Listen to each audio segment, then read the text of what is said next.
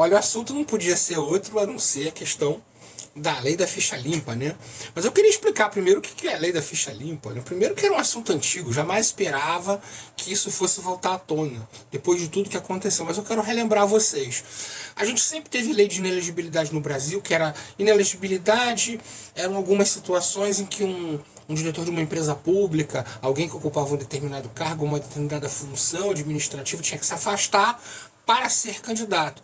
Ou por conta do uso da máquina fosse minorado, que é uma regra interessante no Brasil, para que as eleições fossem mais equânimes. Muito bem. Não havia, antes da Constituição de 88, uma preocupação com o princípio da moralidade, que foi um princípio que foi incluído pela Constituição de 88, no artigo 4º, parágrafo 9º, e daí a nova lei de inelegibilidade que apareceu depois da Constituição de 88, ela já é de 1990, foi a lei número complementar, lei complementar 64 de 90, ela estabelecia uma inelegibilidade de 3 anos e ela aumentava as previsões para situações como a de condenação por alguns crimes, como a economia popular, crimes comuns, crimes previdenciários. Mas é uma lei que veio com algumas imperfeições. E isso foi se mostrando no decorrer de algumas eleições, de alguns processos eleitorais. Em primeiro lugar, ela só determinava a inelegibilidade por 3 anos, ou seja, o sujeito ficava recorrendo até o TSE, quando era um caso de um vereador, acabavam-se aqueles 3 anos e acabava que era um crime sem punição, sem castigo. Então havia necessidade de alongar esse período de 3 anos.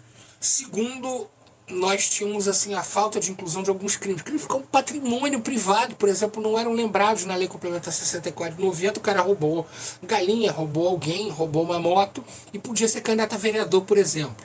Então havia necessidade de uma revisão, a sociedade estava clamando, né, por um endurecimento das leis. Isso, o Ministério Público, a doutrina, a jurisprudência, juízes, foi feito um grande movimento da sociedade civil, comandado por um juiz de Minas Gerais, o Marlon Reis, e montou um movimento contra a corrupção eleitoral.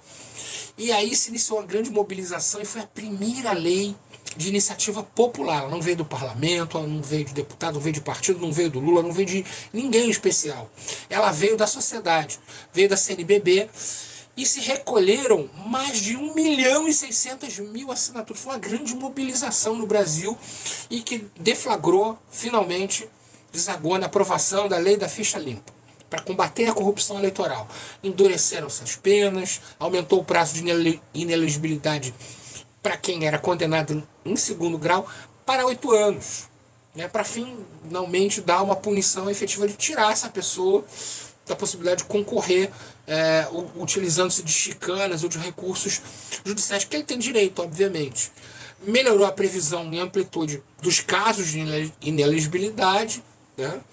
E com isso moraliza-se o pleito.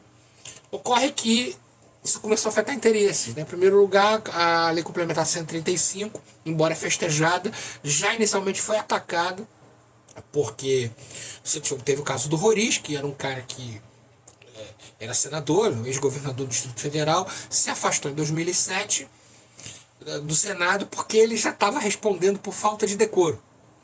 E uma das coisas que essa lei estabeleceu foi: se você é processado por falta de decoro, mesmo que você renuncie ao cargo, você está inelegível.